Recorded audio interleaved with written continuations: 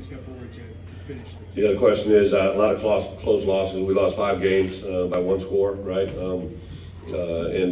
That falls directly to me, right? As head coach, we got to find the answers to come through. Some of it has been offensively, defensively. Special teams definitely had a factor in some of these.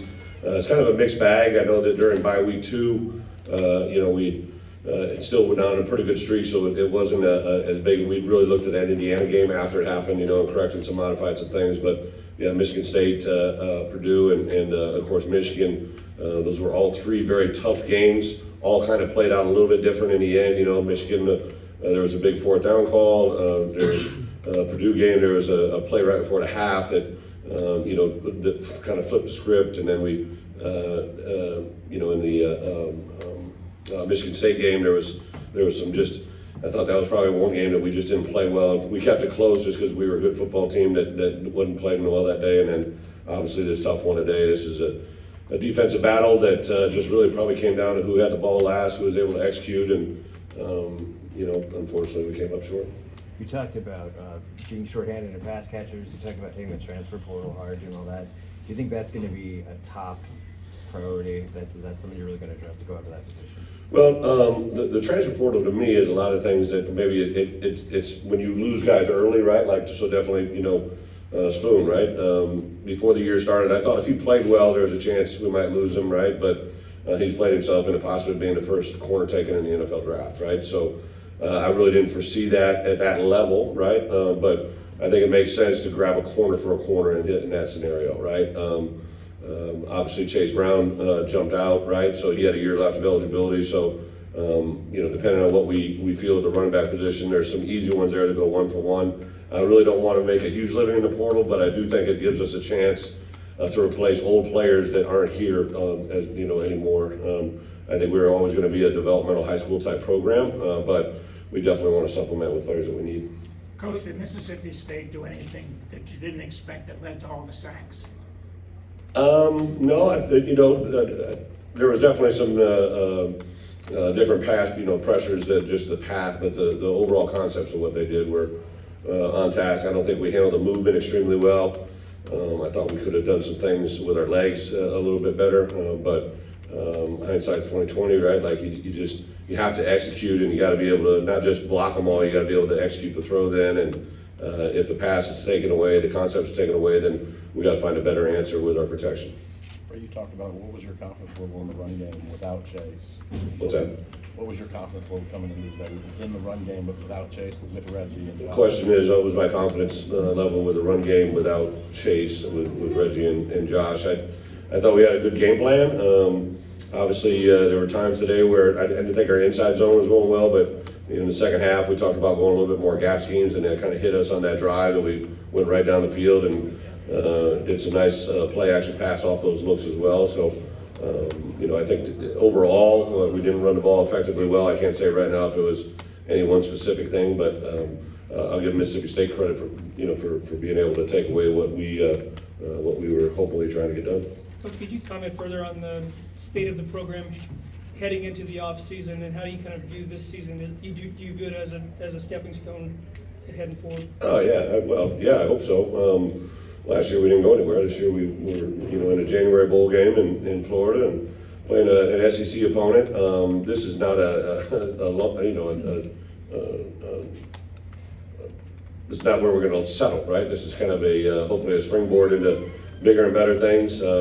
Very excited to get here at the Reliaquest Bowl and have this opportunity in this moment.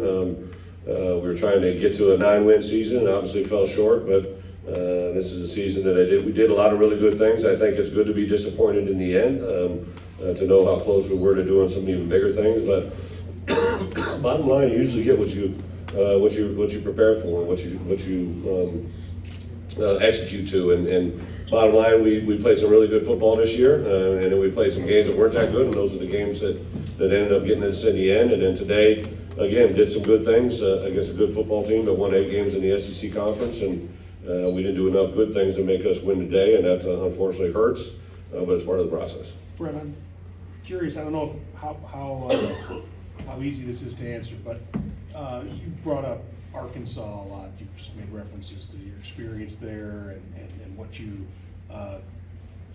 I don't know, going into year 3, it was a good year there. Where is this program kind of on that scale, like relative to where you had Arkansas going into year 3?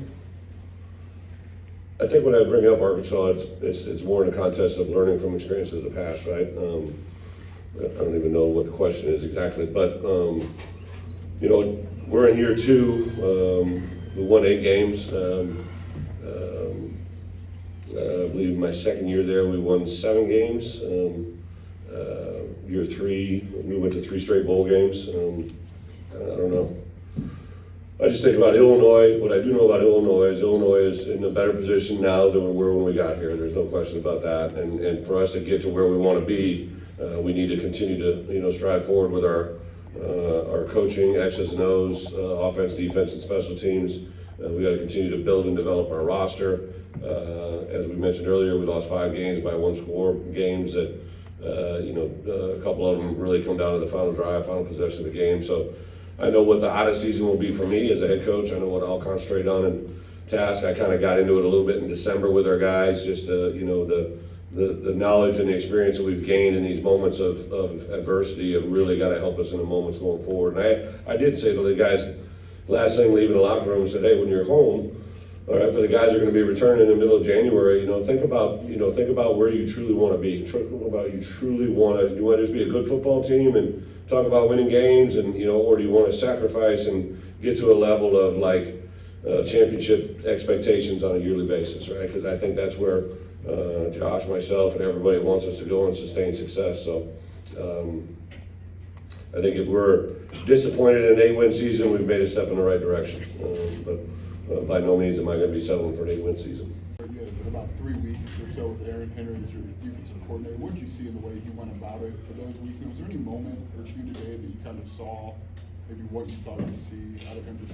It's a good question. I get it. I knew we were going to get this question, right? But Aaron just continues to be who I think he is. From the time that I knew this was the direction I was going to go, I would say, after last year's season, I didn't know quite which direction I was going to go, but as I saw Aaron unfold this fall, and as I saw really again, kind of the same thing I just mentioned with Zach, like when you see coaches, players play, and you see the growth that Devin Witherspoon has happened, you realize obviously there's things that has happened, physically, maturity, there's talent development with Tank, but he learned to play the game at a different level, and I know that was what was bred into him through Aaron's coaching, and the way the players responded when I made the announcements, the way that they handled practice, like it was literally like we didn't miss a beat. And today, just the way the game unfolded, he made some adjustments at halftime, played some things within the game, the extreme limitations we had today personnel-wise. I think we made the right choice, and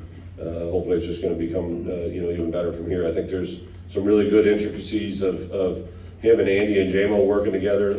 Antonio joined us 2 days ago, so Antonio will help him in the back end, and those two's prior relationship I think will be really key in that room. They come from the same cloth. I'll bring in an outside backer that I think is going to really bring some huge value for us, hopefully in the pass rush game, and some different things maybe to build on some of the things I think we have to from the past. Bret, what do you think? Bret, what do you think the next step in year 2 for Barry's offense can be? How can you build offense? Great question. Probably consistency. Consistency. I think we have to have an identity. I think it's easy to say, okay, we're an up-tempo offense. We got the tempo thing, but what are we, right? Like at times we look like when we get in the swing of things are pretty hard to defend. But then at other times that when we get hit in the head, like it just doesn't seem to go anywhere really in a hurry, right? So I'm excited for Barry. I think he knows. Obviously we'll have some transition in the running back room, which I think will be very exciting. I think we can bring in some people there that have some thoughts and ideas on what we can do. I hope to have Ben back with us full time, in the spring. So there's some exciting things for us offensively. We'll have some new personnel with us in January that give some different strengths in literally every position group. So Barry's a very smart football coach, and I think he'll continue to make this thing move forward. What happened in midfield? What happened in midfield at the very end there? It looked like that almost got pretty bad. Yeah, don't know. I just know that we were running a desperado play, and the ball bounced back in that player, and then I was watching the ball, and then I saw something happen in midfield. So, yeah, it was part of the game. Zach and I both said afterwards, right? That's just not what we want. I don't know who we are, but One of those things. Thankfully, Comer has provided and prevailed there in a short fashion, and obviously don't want to embarrass us or Mississippi State in any way. All right, thanks, guys.